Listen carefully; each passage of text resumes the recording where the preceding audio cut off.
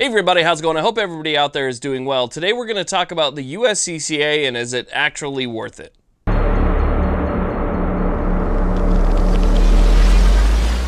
Okay, so let's go ahead and talk about the USCCA because I made a video just a few days ago where I was promoting USCCA and I said that I had been a member for about 4 years, and it was just a little short snip that I put at the beginning of the video, you know, a little promo piece, and I was surprised at the amount of questions that I got from that from my own personal website. So if you go over to my website and you scroll down to the bottom, there's a little contact me form, and it allows you to fill out an email, and you can email me a question, and in probably a 4-hour time span, I got 20 emails from people asking me, is it worth it? Do you need a concealed carry permit? I mean, there was actually a lot of questions. I did not expect that, especially from this short little clip, but I got a lot of questions, and so I want to try and answer those questions for you guys today. USCCA is not paying me to say these things. They're not paying me to make this video. I'm making this video because after answering about 6 or 7 emails, I just wrote people back and said, hey, I'll make a video to answer your questions. So that's what I'm doing. I'm making a video today to answer a bunch of the questions that I got. And if you're out there and you're thinking about USCCA, you know, if you're somebody who believes in defending yourself with a firearm, then this would be something that would be important to you too, because I'm going to talk to you about my membership and, you know, what you get and if it's actually worth it to become a member and join. So let's go ahead and talk about it. Okay, so let me go ahead and answer some of those email questions real quick, and then we'll get into some of my backstory and why I signed up for USCCA and if I actually think that it's worth it. So here's the thing.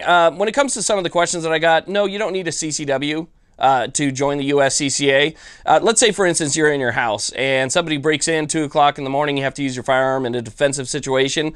The USCCA is going to cover you just like they would cover somebody with a CCW out on the street.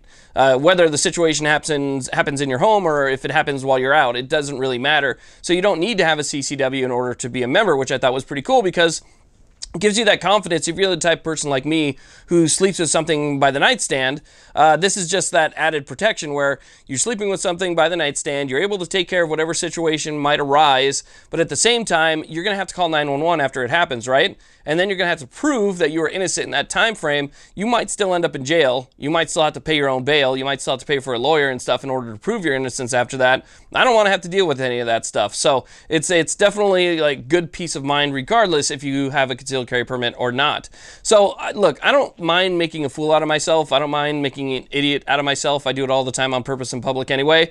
And you definitely have to have thick skin here on YouTube because just about everybody talks crap about everything that you do. They'll find reason to say something negative about it, which is fine, but you have to have thick skin. So I'm not afraid to say that I was nervous the first time I carried. I was really nervous. But for me, the first time that I carried ever was in large crowds in Las Vegas. It wasn't like I just carried and decided to go to the gas station and come home, you know, and stuff like that. Like I was in Las Vegas with thousands of other people, and trust me, that was on my mind a lot. I was thinking about the fact that I was carrying pretty much nonstop, and even though my nerves calmed down by the end of the night, I was still kind of terrified in the very beginning. And so I wanted some peace of mind. So I go online to look for insurance, right? USCCA is not insurance. That's another question that I got. I don't know if I want to sign up for insurance. USCCA is a membership. They're not insurance, which means they can actually do things that insurance cannot do. By law, legally, insurance cannot do those things. So USCCA is a membership, kind of like a club, and they can do things that insurance can't.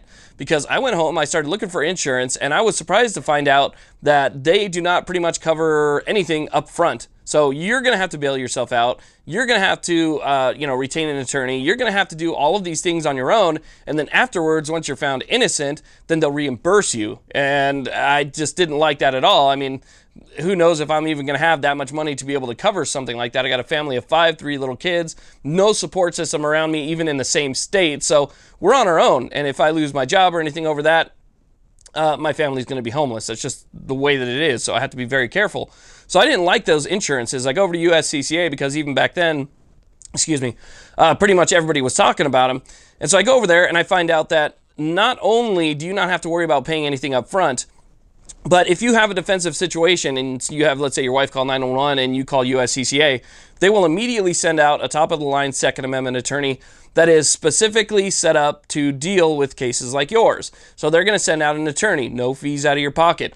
They will pay to bail you out of jail. So when that gets set up, they're going to bail you out. They're going to pay for that. You don't have to worry about any financial burden whatsoever. I'm like, wow, this is perfect. So I don't have to worry about getting an attorney, finding an attorney that deals with that type of thing, calling them or anything. They call them for you. They send them out to your location. They deal with that. And then they also take care of your bail. But then they take care of you all the way through the process. So if for some reason it does happen to go to trial, they're going to take care of you through trial. Excellent. Okay, that's what I needed. So I signed up for their platinum at the time. So I'm still platinum, but I've been platinum this whole time. Signed up for their platinum, which gives me like $1 million in coverage or something.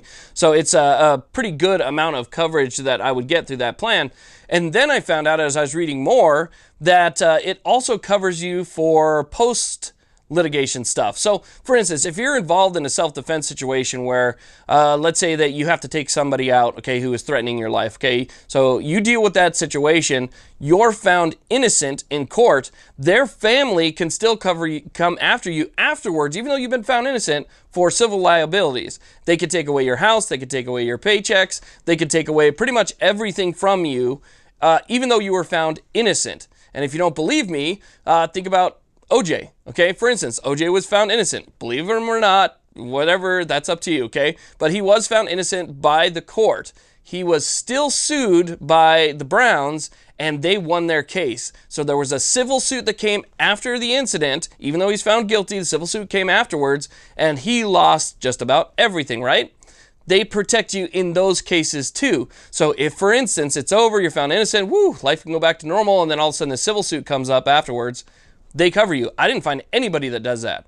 So they're going to cover you from basically the moment that it happens to the moment that it ends. Now, I have 4 different CCWs, okay? I have one in-state CCW, and then I have several out-of-state non-resident CCWs so that it covers a majority of the country. Like I can't carry in California, Oregon, Colorado, New York, places like that, but a majority of the rest of the country I can carry in.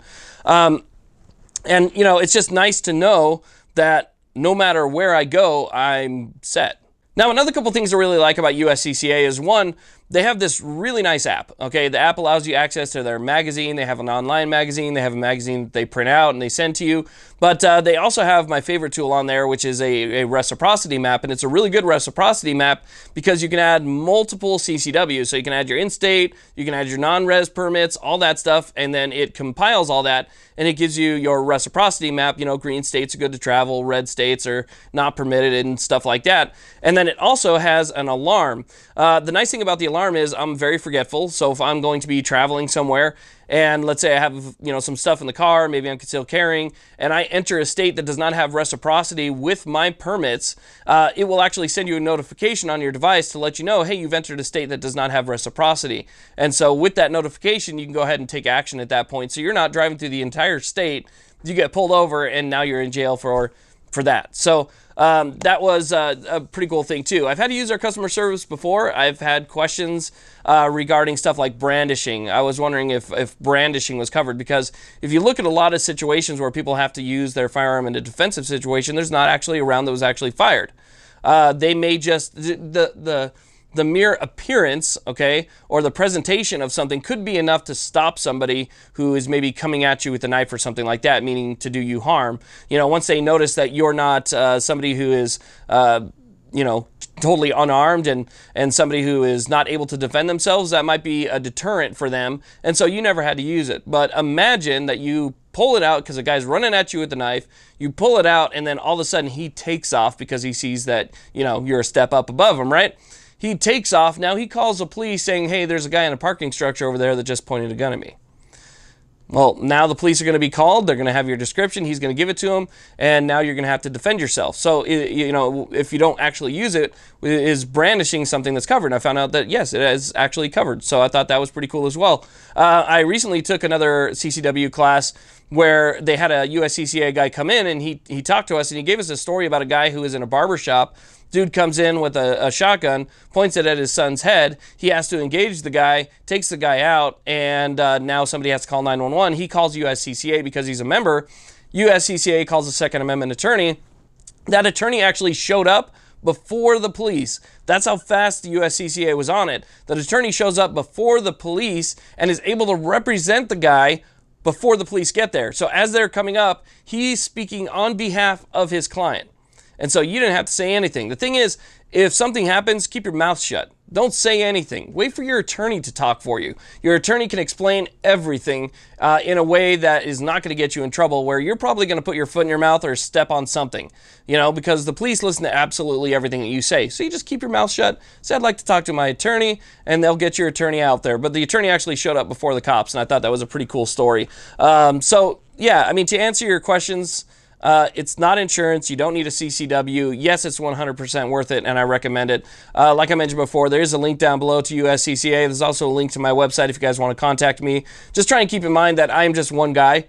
I don't have a big team. I don't have somebody who answers my emails for me. So I have messages here on YouTube, Facebook, Instagram. I mean, you name it, on my website, and I deal with thousands of messages, and I spend hours every single night trying to catch up. Sometimes they slip through the cracks, and I really apologize to those people where they slip through the cracks. But I do my best to try and dedicate at least a few hours every single night just to emailing people back and messaging people back. So I just want to let you know that that contact me form is there on the website. So I want to thank you all very much for watching. Please like, subscribe. Have a great day.